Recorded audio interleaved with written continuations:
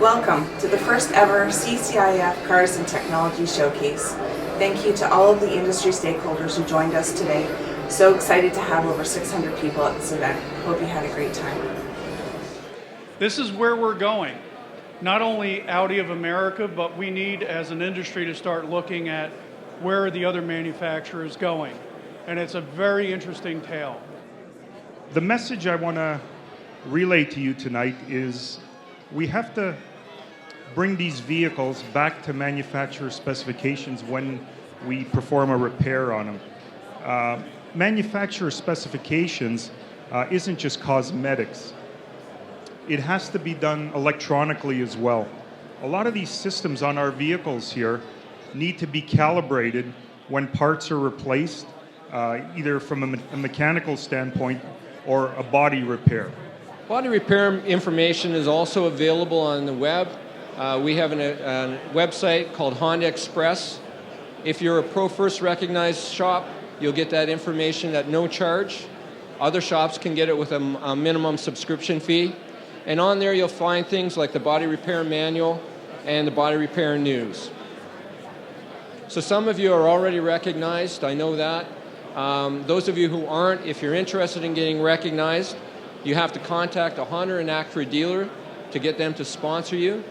They'll get in touch with us and we'll start the process with you.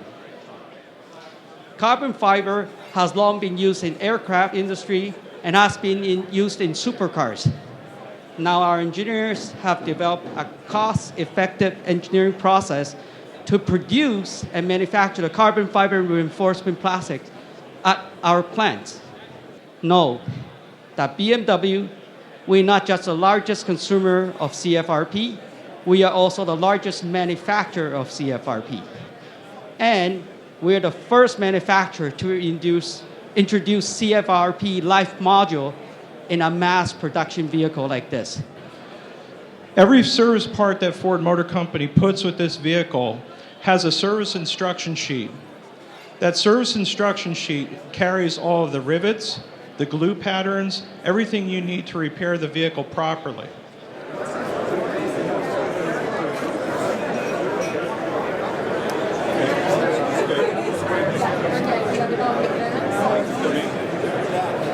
Please stand for the national anthem.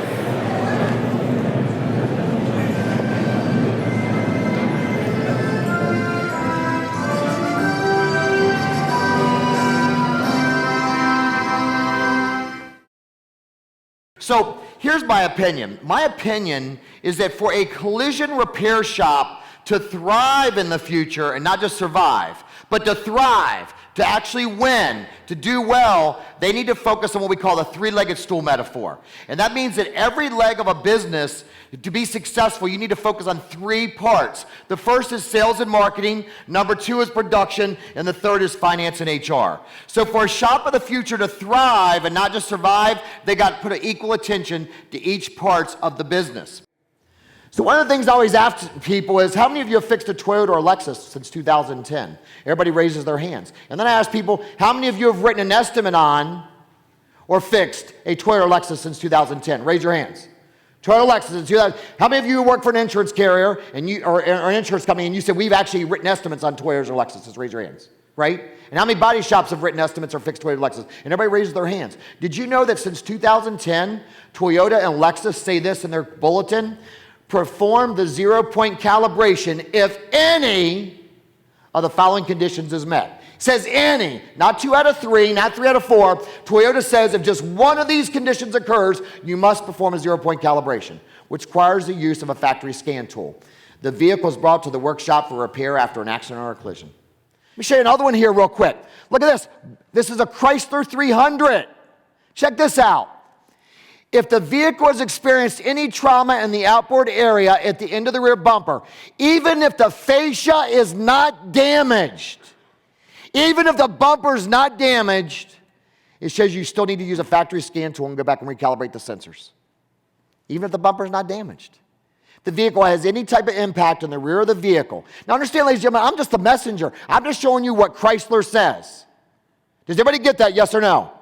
But at the end of the day, When are insurers and shops going to step up and start saying we need to put these things on our estimate? And if you don't feel it should be on there, when are you going to start consulting with the OEMs and say, educate me more about it? Ladies and gentlemen, are you doing that? And if you're not, who authorized you to make that decision in regards to safety on the vehicle? And if you're not doing it, are you not doing it because you use the insurance company as an excuse, or you're not doing it because as an auto collision repairer, you weren't even aware of it? And I would have to say that if you own your stuff, the majority of people in this room will say, Mike, I wasn't even aware of this. How many want to just own your shit right now and say, Mike, I didn't even know that? Raise your hands. Raise your hands. I want to see. Own your stuff, right? Raise your hands. Raise your hands up high, right? I want to see. So, ladies and gentlemen, we got to quit playing victim, and we got to start choosing our destiny. We got to start educating ourselves. Look at this one right here. This is a Ford Fusion. Ford Fusion, look right here. There should be no, this comes right out of Ford's. There should be no bumper stickers or body filling material used on the rear side of the bumper cover. It is as SODL or SODR. How many times are we using body and plastic repair materials when we fix bumpers? And now all of a sudden maybe that sensor doesn't work, and now it doesn't detect there's a car in the lane, and I changed lanes, and now I hit another car. Or maybe it doesn't detect and I back over a little boy or a little girl. All because we did an improper repair, because we said we didn't have time to research the OEM information. So, using some of the technology here, let me ask you, from your perspective, based on your experience in the industry, do we need stronger oversight on vehicle towing and storage? So we've got the little remotes. Please take a minute. I assume there's going to be some music.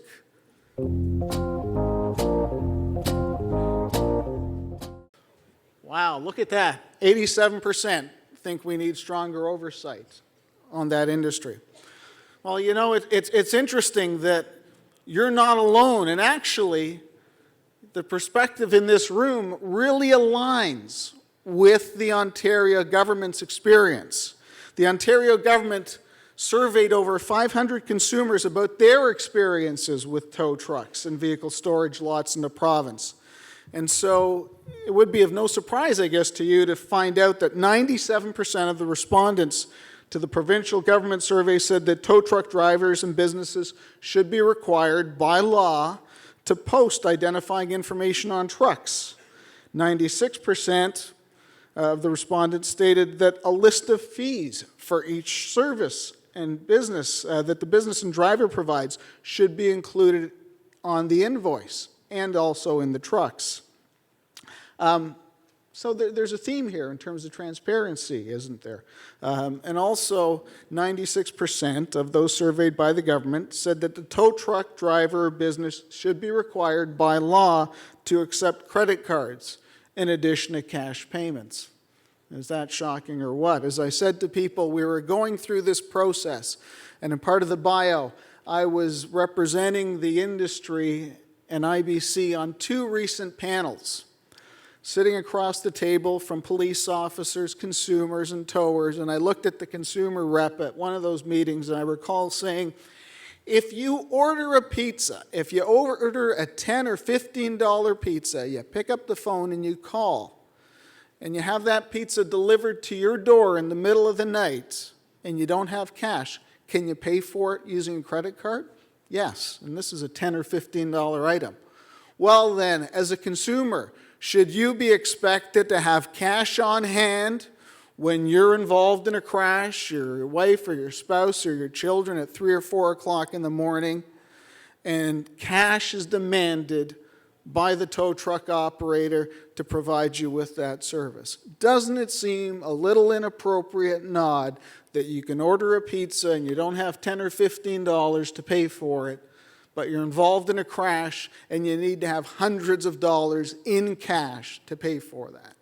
And the government has listened to that. The hope is that we move forward to get it right. Some of the changes that have been enacted, again, are the start.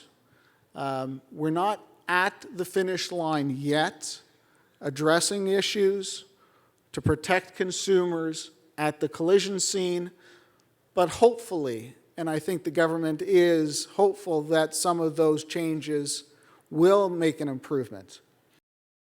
Working with aluminum is different. It's not difficult.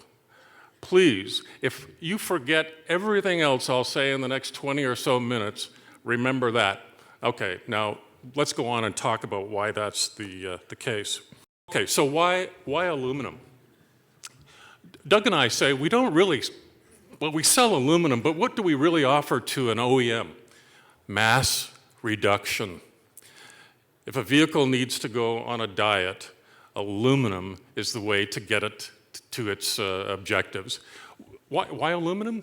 Its strength to weight ratio is absolutely incredible. That applies to both sheet, extrusions, castings, really all forms of aluminum. It's because of its density. It's less dense than steel. So if an OEM wishes to choose a material that's going to lightweight their vehicle, aluminum is usually one of the choices that is made very early on. Obviously, fuel economy is a key result and an improvement attained as a result of using aluminum. What about performance? Noise, vibration, harshness. All of these things are enhanced by using our wonderful material called aluminum. Folks, it's essential that you follow the OEM instructions when you're repairing a vehicle. That theme went through the presentations last night. Through iCar, there's a website, and I was listening to the gentleman from Ford, F-150. The Ford folks also have a website.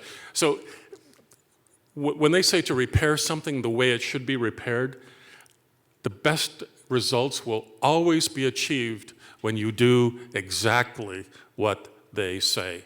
That is critical, absolutely critical. We'll talk about another couple of examples in the minute we've got left.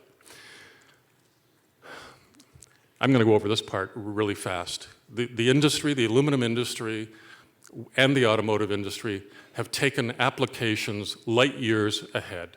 We're working on things right now that will make the OEMs use aluminum in ways that we hope will not only increase its value proposition, but at the end of the day, you'll see parts in your shops eventually that, that you'll earn revenue from and that you'll be able to fix in a cost-efficient manner. If you think about it, lightweight, high-performance vehicles demand more, or they demand high-performance repairs. And a vehicle that's repaired as a Porsche remains a Porsche, or as a whatever other manufacturer you're working on. If you do it the way they tell you to, it still stays the way it is. However, if as a repairer I decide to do my own thing, then that liability is owned by me and whoever it is paying, probably the insurance company in that case. So if you think about it, the body shell is really the biggest single part and the heaviest part in the entire vehicle. So because of that, that is why the focus of the manufacturers has been on the body shell, right? If you can get 10% weight out of the body shell, that's a lot more than 10% maybe out of the wheels or the wiring harness or something like that. So as the cars get more lightweight and generally components are reduced, there is more stress put on each individual component, I think we could say. So that also, again, puts stress upon the work that we're doing. And this is an anecdote that I use with all of the people that come to the training classes, is that if I repair the car according to the workshop manual, and I can prove it, the car remains a Porsche. If I do my own thing, which just means deviating from it in any way, the workshop manual that is, then it becomes a Kukovica, right? That's my problem. It's not the company that made it the problem, because they produced the information and asked us to use it, and we chose not to. So, and in the States even, you know, most of us here probably are shop owners or people in responsibility. And so we're always worried about liability. But even in the States, technicians, some states, some technicians, or I'm sorry, that I got mixed up. In some states, technicians can be personally held liable for doing improper repairs. So there's, you know, that means that everyone has to be thinking about what they're doing. And then I want to talk about manufacturer-published repair instructions. You know, the joke about instructors are they could get rid of us if people would just read the book. And, you know, it's a bad joke, but the truth is it's really hard to get people to read the book. But people that read the book then don't always actually execute what's written there. So here's the thing. Only the manufacturer has the ability to validate repairs. because they don't just dream that up, put it in the book, and ship it. It doesn't work that way. And by validating the repairs, they can ensure the longevity of the vehicle in service. Of course, we're worried about the passengers in a subsequent accident. But in some cases, if you were to weld on, if you were to put on an A-pillar that's boron steel with a MIG welder, you might have that car falling apart next week. We're not going to get to the next accident. It's going to fail sooner in service. So my main point here, though, is that repairs and insurance representatives, we don't have the data to back up alternative repairs. You know, we do a lot of repairs on cars, and if we do it the way we had in the past, I'll get the car, give me the part, I'll get it on the car. We know that cars leave, and maybe they don't come back. Maybe that car gets in a subsequent accident, and we look at the repair area, and it seems okay. But I don't think that anybody could call that validation of a repair process. It's mostly anecdotal evidence. So this is why we need to pay attention to the published repair instructions. And the thing is, I mean actually do that. Because I've seen in my visits to different collision centers over the times that people will have a printed out piece of paper taped onto the windshield of the car that's maybe 1 page of 10 full, complete documents that are needed to do that job. And then when you look at the car, you can see that maybe not everything was done according to the workshop manual. So for right or wrong, for good or bad, we really need to go to the book and stick with it and not pick and choose what we want. Because like I said, we've got to be able to use the workshop manual and prove that we did to exonerate ourselves from liability. And we'll see you after lunch, and make sure you come back after lunch because I'll be looking for you. Thanks.